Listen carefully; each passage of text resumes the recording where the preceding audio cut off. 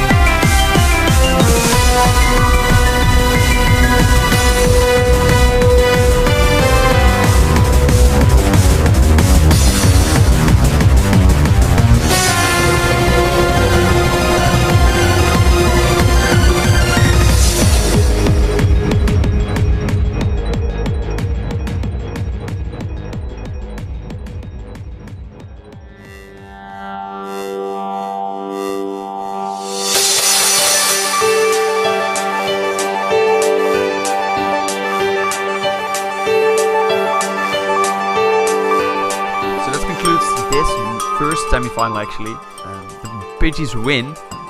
Pretty decent 4-0 victory. Of course, there was some hacks that Gavin and Blaze talked about that kind of mattered throughout the game, and some misplays, of course. You could call it an upset because, of course, Blaze was 7-5 and Gavin was 9-3. So you expect the team with a better record to take the victory, pretty much. So this means that the New Orleans Pidgeys will face off against the New England Patriots.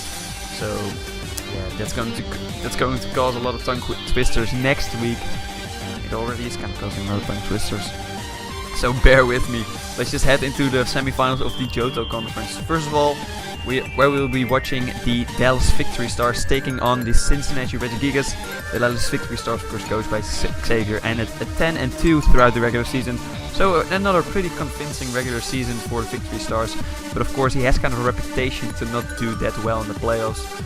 Where Damon, on the other hand, made playoffs in Season 1, didn't go too well.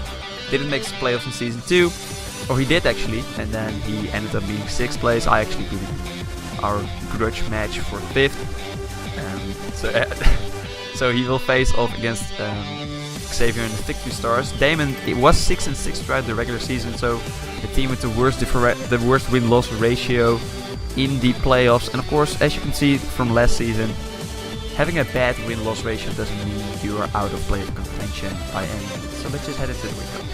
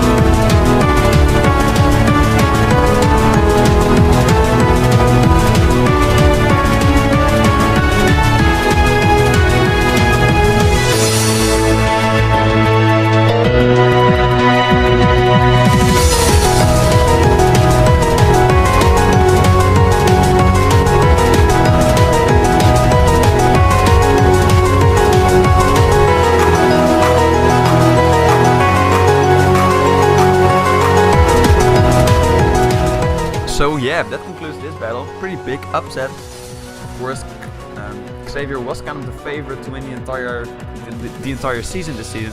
A lot of people in the ISL chat as well saying Xavier was probably the favorite together with Burke. But taking a 4-0 defeat is not really helping you to make the finals, of course. Really well played by Damon, actually. It was kind of a... it looked like Xavier was on the back foot throughout the entire game. Nevertheless, it was pretty good battle on Damon's part.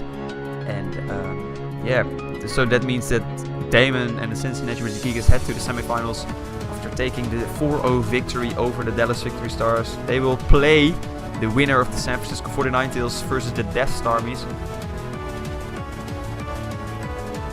Of course, the San Francisco 49tails and the Death Starmies are both ended 7-5 throughout the regular season. Boo actually won from Cornet twice, but 2 times were kind of hexy battle. Of course, the last time was when I had to stand in for Cornet because he was busy with his finals. So let's just head into this replay, shall we?